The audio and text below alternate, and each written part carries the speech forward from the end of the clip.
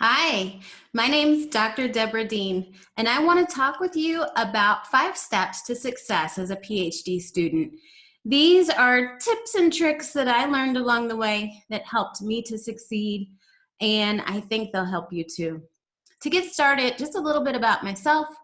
Again, my name is Dr. Debra Dean. I started my PhD journey at Regent University in 2013.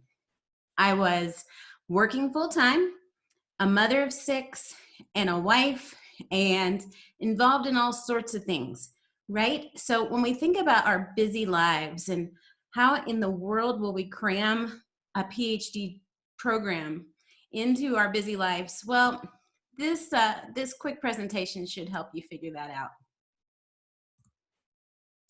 My first recommendation is to pray. We know that God is with us. God is in control. And if you've been accepted to Regent University, I believe there's a reason. I would have never thought in my wildest dreams that my life would turn out the way it has. In 2013, my goal was to stay with the same company. I had already worked there for 20 years or so. I just wasn't planning on leaving. But as I've prayed through the process of the doctoral journey and just prayed about where God wanted me to be, things have changed. And I've just been amazed at how God has prepared me for the place that I'm at today, as well as Regent University has prepared me for each step of the way. So I truly believe, and if you have not been to campus yet, when you go, I remember I was told before I went that it's a spiritual place, and it is.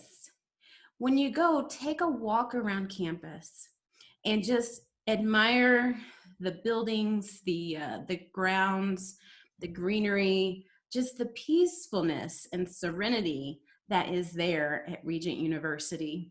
And if you haven't heard the story yet about how it came to be, I ask that you do a little research to find out how Pat Robertson was told by God that he needed to build a school.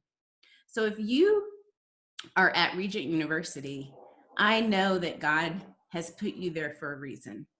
And I ask that you just pray. For I know the plans I have for you, declares the Lord, plans to prosper you and not to harm you, plans to give you hope in the future. That's in Jeremiah 29:11. God has a plan for you. And wherever you're at today in your faith journey, in your career, in your educational journey, just take rest and comfort in knowing God has a plan for you. And I believe Regent University is a part of that plan. So take time to pray. That's my first recommendation. And you'll notice in all of our classes, we pray, we bring scripture into the curriculum. So I think that you will grow with your relationship with Christ, and you'll see how God has designed us as leaders, Christian leaders, to change the world. My second recommendation is to prioritize. I really want you to put God first, your immediate family second, and your work third, and then have time for schoolwork. When I first started, I was volunteering at church in different capacities. I was volunteering in the community for different things. I was just busy, right? A lot of us are busy. And if we can take a step back, I remember in 2013 when I first started this journey, Dr. Winston advised me these things. Put God first, your immediate family second, your work third, and your schoolwork. And that way, all the distractions are removed and you'll have time to do your work. Also, I want you to ask for help. You don't have to do this all on your own. If you're grocery shopping and cleaning the house and running errands, ask for help. I could not have done this doctoral journey without my husband. He started making dinner every night and running the kids for me so that I could get up in the morning before work. I could do a little bit of homework, go work my full 8 hours a day, come home, have dinner with the family, go right back to the table to study and do more schoolwork. And that way I get 2 or 3 hours in a night at least. But if you're trying to manage the whole household and work and family, it's too much. So please ask for help. Step 3 is to be prepared. I want you to familiarize yourself with the schedule. And on the next slide, I'll show you a sample schedule, but there are links in every class that you take. And I used to print this schedule out. It helped me to just stay organized. The other thing I like about the program at Regent is that it is very well organized. It's very intentional. Everything is very methodical, and it's designed for a purpose. So every class has 5 periods. Every class has the same structure. You have a dialogue post due in every period. You actually have 2. So the first week, you're expected to post your first 2 dialogues. Your second week, you're expected to respond to those dialogues and either do a comp exam or a test. The second period, same thing, a couple of dialogues, your comp exam or test, and then a minor project. The third period, a couple of dialogues, mock exam or test. Fourth period, a couple of dialogues, a second project, mock exam or test. And the fifth period, a couple of dialogues, a major project, mock exam or test. It's like this in every single class. So you can start to get the rhythm down and you can start to familiarize yourself with the schedule. So the first few classes is probably just gonna be crazy. But I want you to just take note of where you're busy, what really matters, what you can do away with, what you can add to, so that you can get this schedule just in your normal routine. And this next slide here will help. So again, this is available in every one of your classes. There's a link up there that will help you to get to it. I used to print this out and put it on my desk every class. And that way I knew, again, those first 2 weeks, the first period, all you're doing are 2 dialogues, respond to some dialogues, and take a test. So it's really not as much.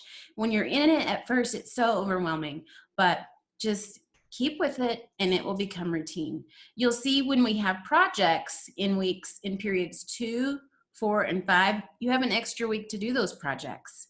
So if you just get in the routine of doing your dialogue posts and tests the first 2 weeks, that's routine.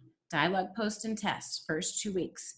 The third week, that's your project. Now, I wouldn't wait till the third week to start your project because some of them are fairly large, but go ahead and look at them early, start to think about it and process it and do a little bit of research. And you can use some of your research for the comp exam, or not the comp exam, for the dialogue post to go along with your projects. So think smart as you go through this and see if you can build on each assignment. Oftentimes, your minor project 1 can build on minor project 2, which can build on the major project. And sometimes projects in previous classes can build on projects in future classes. So just think about that as you go through. But really, it's just about getting in that routine and looking for some new sense of normal with that schedule. My fourth recommendation is to take notes. Once you start the program, you'll have 3 or 4 years before you're looking at taking the comprehensive exam. That's your final test. And it's a test over most everything you've learned in the program. So I want you to familiarize yourself with the test and take notes. If you take notes through the program, it will help you to be prepared in that final semester before you're studying like crazy to pass that test. So as you go through the classes, if you come across theories or concepts, just make a note card or jot it down in a journal. It doesn't have to be a lot of written text. Just what is that theory? Who started it? What year was it? And what is it about? That's really what you need to know. All right. Now, to find out which classes are going to be on that test, if you Google Regent University Comprehensive Exam, you'll see a page and this will come up. Now, this could change, so don't take this as gospel, but for right now, this is where it's at. These are the classes that will be on that test. So when you go to these classes, pay special attention to your textbooks and the readings and take extra notes in your journal or flashcards so that you're prepared in advance for that comprehensive exam. And then try to commit those to memory. If you start in year 1 or 2 trying to commit these theories and concepts to memory, by the time you take your test in year 3 or 4, you should have them pretty well memorized. And step 5 is community. By the time you go to residency, I just want you to rest and take that full week to experience what residency has to offer. My cohort did not have residency. We were doing an experiment. It didn't work, so we changed it. But the folks in my cohort didn't have residency. So I never went to campus until my comprehensive exam day. I also never went to campus to meet other people in my cohort. Luckily for me, most of my professors were the same people. So I got to know them. We were able to talk on the phone, exchange emails, and have a sense of community that way. And then through the dialogue post, I kept seeing the same names and could recognize their writing. So we started to build community that way. And then about year 3, right before we were studying for the comprehensive exam, someone started a Facebook group. And that was just wonderful, because then we could start to interact. We could ask for prayer. We could talk about how we were studying for the exams. We could start to get together and do Google chats to get together on the weekends and study for the exam.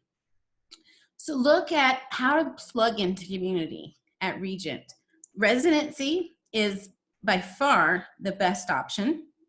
So when you're there, just expect that week to be morning, noon, and night, meeting with people, having breakfast, lunch, and dinner with them, going to the classes with them, just really getting to know them. Even if you're an introvert, I just challenge you to interact with folks during residency. Exchange phone numbers in your email so that you can keep in contact, and then join a Facebook group. Some folks start a new Facebook group just for your cohort. We have a Facebook group that someone started years ago that we've just been inviting more and more people to, so you're welcome to join that. Some folks have started GroupMe. It's an app you can have just with your cohort so you can constantly stay in contact. Whatever you do, I just ask that you get that community. I can tell you that even though I never attended residency, I met 2 people face to face. One was at my comprehensive exam, and the other was at a conference that I presented at.